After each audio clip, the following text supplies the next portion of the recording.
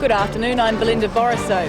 Bail was continued at the Wyong local court today for 18 men, each charged with 2 counts of sexual assault. The charges follow an alleged incident at Batto Bay in July. For all the news, join us tonight at 6.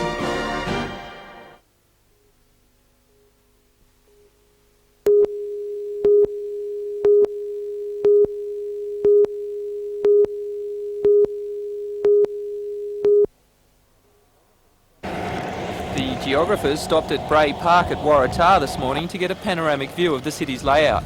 The conference has attracted 1,200 geographers from around the world, with small groups taking day trips to specific areas around the state, studying aspects of the country's geography. There's a whole range of major geographical issues which are discussed. Obviously the environmental scene is one major focus, there's climatic analysis, obviously the ozone hole, the hole. There's economic concern, restructuring economies, international banking. These are all areas which geographers can contribute to. Geographical points of interest in the Hunter include studies of vineyards and local agriculture. In Newcastle there was interest in the industrial, CBD and port areas of the city. Isn't this just a group of academics preaching from their ivory towers? That's a difficult question for me to ask because there are 35 individuals and I don't know how they see their role within society, but I think the greater and the more information that people can have about other places and other people, I think it's part of the whole learning process about our total environment that geographers contribute to.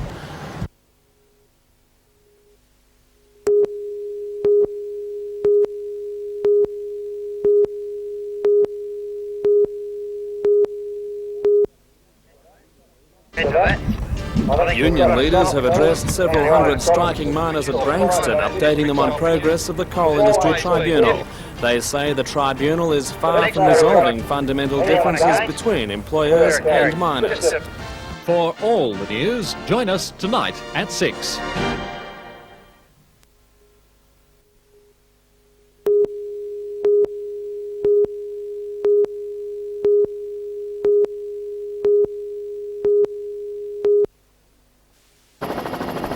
Regional coastal services are no strangers to emergencies at sea. The memory of a life lost during the stormy start to the recent bicentennial Around Australia race is still strong. But Marine Rescue Services will soon have an ally in deep space when Australia links up with 2 international satellite alerting and locating systems. Use of the Russian and Anglo-European satellites is free, but $3 million will be spent setting up ground receiving facilities at Alice Springs. Vessels up to 850 nautical miles offshore will be covered by the satellites, provided they're fitted with Emergency Position Indicating Radio Beacons, or EPIRB for short. The beacons are compulsory in New South Wales and will soon be law around Australia. 9 times out of 10, the distress signal is picked up by commercial airliners who alert the Federal Sea Safety Centre in Canberra. The satellites will give an instantaneous alert and position. Rescue services believe the system will greatly reduce the huge cost of sea rescue operations by cutting down on search time, and any reduction in time also means more chances of bringing sailors in trouble safely back to land.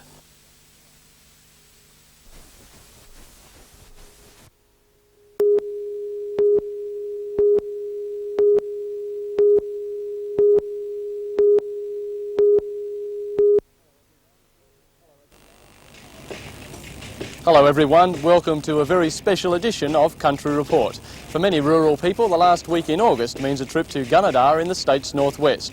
The attraction, Australia's biggest agricultural field days. For those of you who couldn't make it to AgQuip 88, for the next 2 weeks, Country Report takes you there. Firstly though, the big news of the week. On Wednesday night, Treasurer Paul Keating brought down the first budget in the new Parliament House. As John Flynn reports from Canberra, it's not all good news for rural producers. The centrepiece of the 88-89 budget is a record surplus. The government expects to collect $5.5 billion more than it spends this financial year. The extra money is earmarked to pay off some of our huge foreign debt, and that's good news economically. Mr Keating says the nation has gone from despair to prosperity. Unquestionably, a dramatically better state of affairs now exists than when I warned in 1986 of the threat of Australia degenerating to the status of a banana republic. The surplus should be good news for regional Australia. It's been welcomed by the National Farmers Federation, which says every $1 billion the government saves means $1,000 a year for the average farmer. But they're worried about the budget's reliance on continuing high commodity prices. The opposition, while accepting that interest rates will fall as a result of the surplus, is also sceptical. And it's not satisfactory for anybody, particularly in regional and rural Australia, because our tax burden is going up very significantly. At the same time, the amount of money they're spending on roads, the amount of money they're spending on local government, and the amount available for the essential infrastructures is going down. It's just not good enough. Other critics of the budget say there were not enough adjustments for rural people. They wanted road improvements, fuel tax cuts and farm tax changes. But the government says they can't have budget carrots and a surplus as well. So I don't think you can have it each way, and I think to some extent, without being too critical of the NFF, they've tried to do that from one year to the next. So I think if they're very fair about their assessment of the budget, they will say that in the circumstances, the government has done a pretty fair job. Other adjustments include more money for water resources, soil conservation, Aboriginal affairs and forestry. Direct funding of rural research is down, but contributions shared with industry are up. Rural education will get a $2 million boost. Student allowances will be means tested, and while farmers get special treatment, it will still mean a $600,000 property disqualifies a family from Austudy. The opposition has also attacked moves on isolated children allowances. Unbelievably, as well as the assets test for Austudy, it's been introduced for assistance for isolated children. Now, this is the most educationally disadvantaged group in Australia, and on the government's calculations, this will mean a reduction of 24% of isolated children eligible for assistance. I just think that is rotten, absolutely rotten. But while debate about Paul Keating's sums raged in Canberra, this is what they were all talking about around Gunnedah. Each year, for 3 days in August, a 182-hectare site just west of the sleepy country town is transformed into a small city. And the tents bring with them a visiting population of 100,000, more than 10 times that of Gunnedah. AgQuip began in 1973 with 63 displays and attracted 25,000 visitors. From there it grew to an all-time high in 1984 when more than 400 companies filled the site. The rural recession then hit and the field days shrunk considerably. Now, however, farmers are smiling again, and when they smile, so do the manufacturers of farm machinery. Near-perfect seasonal conditions and optimistic wool, beef and wheat markets mean many farmers are now looking to replace equipment which they've held onto during the lean times.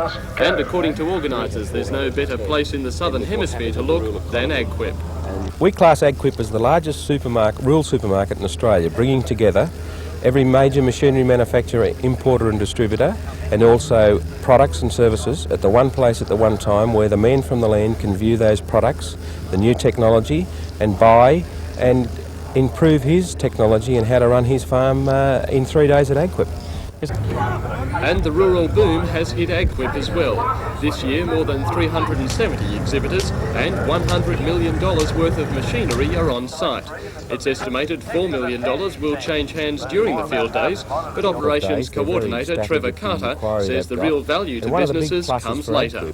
Whilst some of them with the large machinery, the $200,000 sales and so forth, may not actually sell it here on site, the follow-up is what really stands AgQuip out as well, whereby they get up to 6-7 months' work going onto that actual property of the person that's interested in making the sales then. Perhaps the star attraction this year is the Caterpillar Challenger 65, making its official debut in Australia. The US-built tractor was the focus of much attention and not a little tyre, or in this case, track kicking, by quizzical farmers. It has a 270 horsepower engine coupled to a 10-speed power shift transmission. Caterpillar has also developed a new differential steering system, which it says overcomes some of the problems caused by separate track operation. In fact, according to Peter Prillinger, it is perhaps the most revolutionary machine to hit agriculture in 50 years. But in terms of the basic tractor, it is a brand new item, and it has been introduced to Australia as a second-generation machine. It's had, in fact, 2 years of experience on farms in the States. Did you expect it to be such a success in the agricultural field? We didn't recognize how quickly the Australian market would catch on to it. Our problem is going to be supplying enough machinery, because the Australian is more concerned about compaction than is the American. And he's recognized that if he can overcome the compaction, he's really going to have a huge saving. What are those compaction figures? The compaction figures for this machine compared to a comparable four-wheel drive is at least half of the depth, but it also isn't as wide, so you're saving a tremendous amount, and the chance for increased yield is enormous on, say, a 30 or 40,000 acre spread. According to Caterpillar, research has overcome all the difficulties associated with using rubber tracks. Although they say it will never replace steel in the harshest situations, the beauty of Caterpillar rubber is more than skin deep. If you look at the basic core of the belt, you can see that it's got a lot of steel cables in it. The belt is supported by steel cables, which are similar to the cables in a radial tire, a steel-belted radial tire. The longitudinal cables, which are 3/16 of an inch diameter, are wrapped around the circumference of the belt, and they hold the actual carcass in tension. And at this point, we then have the ability to load the belt up with 17,000 pounds of load to keep the drive on the tractor.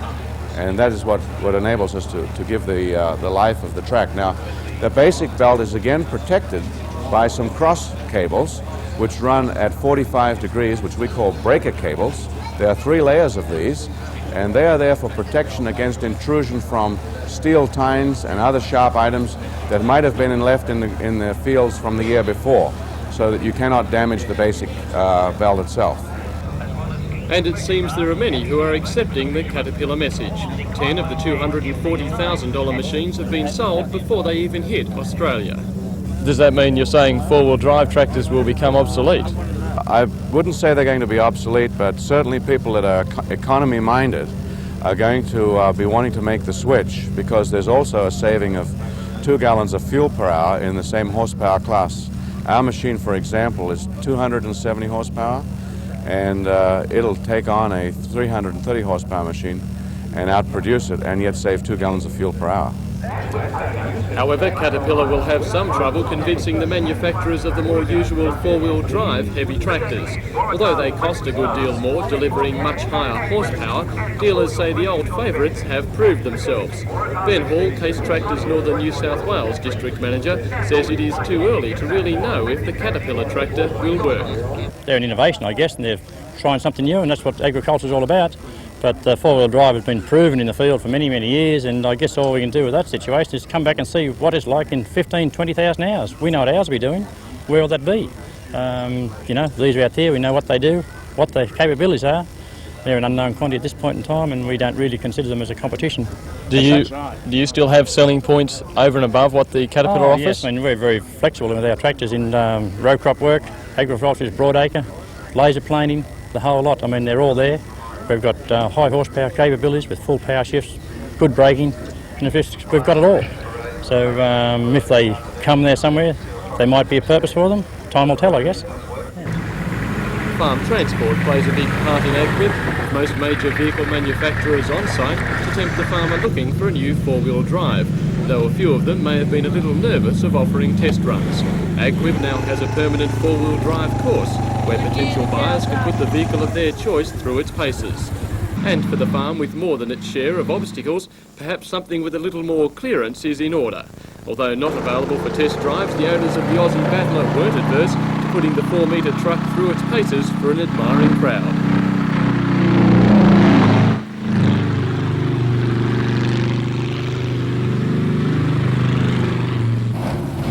And perhaps this is the shape of farm transport to come. Builder Ross Kelly says the Hover Cruise 5 is an ideal work vehicle for farms with swampy areas or prone to flooding. The $12,500 craft is capable of 80 kilometres an hour and can carry 4 adults. And at the end of the day, it's an addition to the farm bound to be popular with the whole family. And that brings us to this week's information from the Scone, Maitland and Singleton sale yards. Maitland yarded 1,310, including 920 fats. At Scone, 900 fats were penned, while Singleton saw 1,500. The total for the week, 3,710. The overall trend was generally firm. Now the average for the individual categories. Light C3 vealers fetched from 122 to 130 cents a kilo. Heavier vealers made 132 to 140 cents. Young C3 steers brought up to 133 cents, while their heavier counterparts made 129 cents. C3 heifers brought 108 to 114 cents. C4s fetched up to 112 cents. Steers 440 to 500 kilos fetched 124 to 127 cents. Heavier C4s managed 120 to 126 cents. Bullocks brought 120 to 126 cents also. Of the cows, D3s brought 86 to 94 cents, while D4s managed 96 to 102. Bulls topped at 115 cents per kilo. Well, that's Country Report for this week. Join us again next Saturday when we'll bring you the second part of our AgQuip special. Until then, have a good week.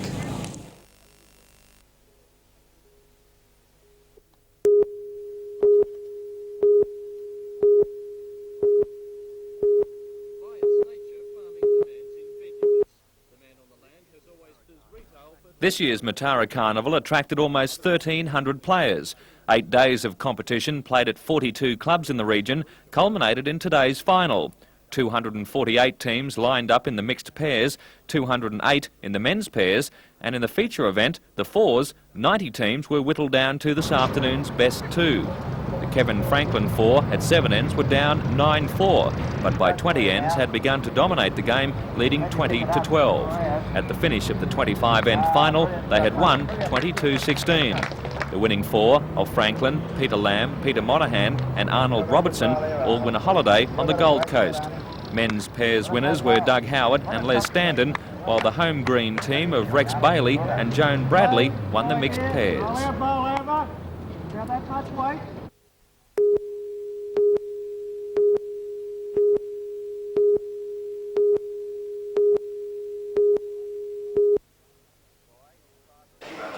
Guy, his father and trainer, members of the Belmont Swansea Surf Lifesaving Club and Noel Gordon met this morning to cement the deal. 17-year-old Guy has a proud history in surf lifesaving, winning consecutive Australian championships in the last 6 years. Last year he won the under-18 state and national Ironman titles and secured 11th place in the Newcastle Ironman series, despite the fact that he didn't compete in the Perth leg of the event. Guy's new sponsorship deal means his family's financial burden is over, and he can now concentrate on competing against the glamour boys of the Ironman circuit. So I can travel all around Australia now and compete with the top guys up in the top class. What do you think's expected of you now? Well, I just train full time and keep on trying and get up in the top 3 up with Guy Leech and Darren Mercer. Do you have any special goals in the near future? Possibly I'd like to win one of the Newcastle Ironman events and retain my national title, Junior Ironman.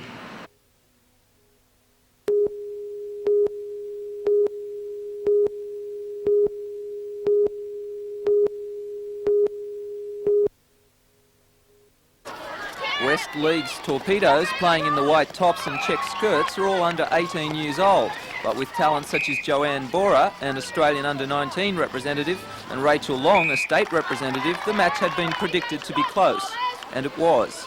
The Torpedoes led by 2 goals at half-time and by 29-28 at the 3-quarter break, but they were outclassed in the critical final quarter. The Rollers' experience showed through, with ex-state players Cassie Smythe and Sandra Fowler excelling. It's the second premiership in a row for the Delaney Rollers, and by today's controlled performance, it will be hard to steal their netball crown.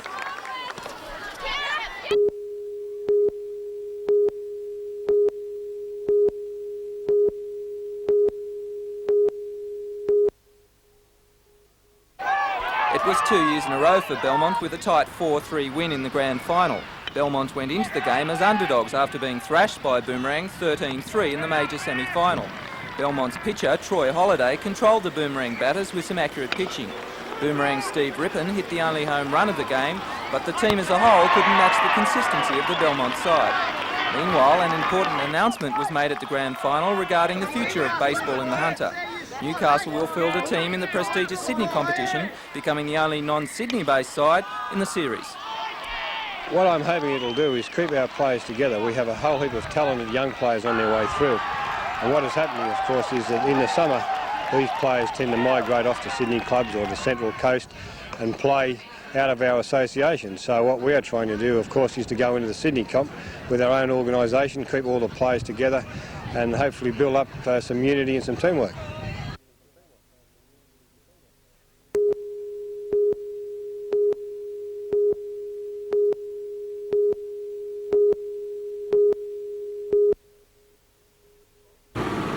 Volunteer bushfire brigades from Cessnock and surrounding districts held their annual field day today. The events give volunteers a final brush-up on technique and equipment before the start of the bushfire season. There's no question of the commitment of bushfire fighters, but official guest, Mayor of Cessnock Marie Callaghan, says the volunteers are being forced to train with outdated and inadequate equipment. Well, much of it's substandard, because the funding hasn't been there from state governments. It quite annoys me that the police force is fully funded, the ambulance service is fully funded. This is also a matter of public safety, and this is not fully funded, and it should be the responsibility of governments to protect the people. Equipment is being upgraded. 20-year-old trucks are being phased out for new vehicles, but Mrs Callaghan says that isn't fast enough. She says many of Cessnock's villages are ringed by forest and a bad season will see a disaster. The Mayor wants the government to view Cessnock as a special case and increase its basic 25% funding commitment before it's too late. It's going to be a difficult fire season. We've had the winds of July, there's much fuel just waiting to go up. We're going to have problems this year.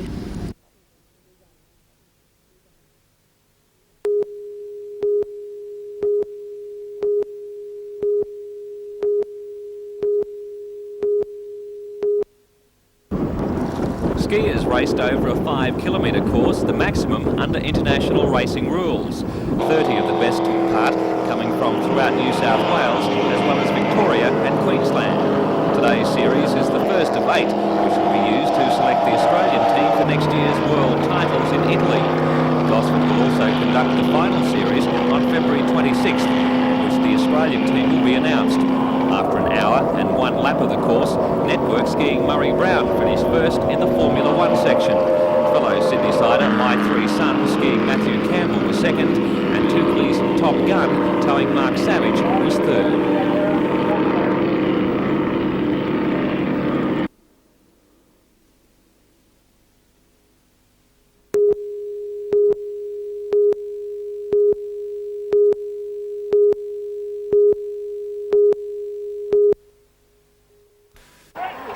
Newcastle were under no pressure to do well in today's match. They had already qualified for next Sunday's minor semi-final, with today's result of no consequence to the top 4 standings.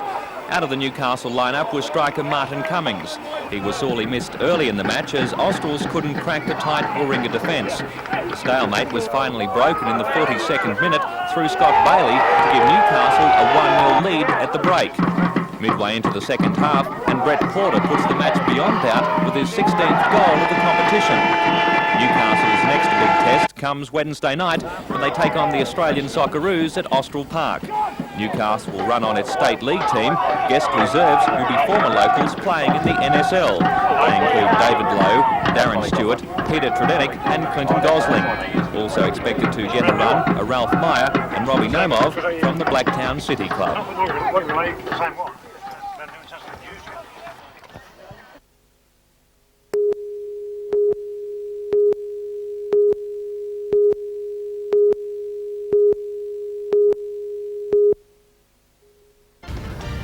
In tonight's NBN News, a fundraising appeal is launched in the Hunter Valley to raise money for a new twin-engine helicopter. Without it, the helicopter rescue service is in jeopardy, as new regulations restrict the use of the single-engine machines. For all the news, join us tonight at 6.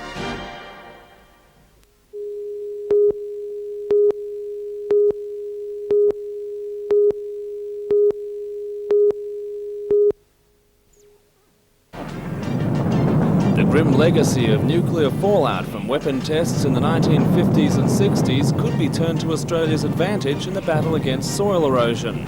Scientists at Newcastle University are pioneering this research, and their results are now attracting worldwide attention. For all the news, join us tonight at 6.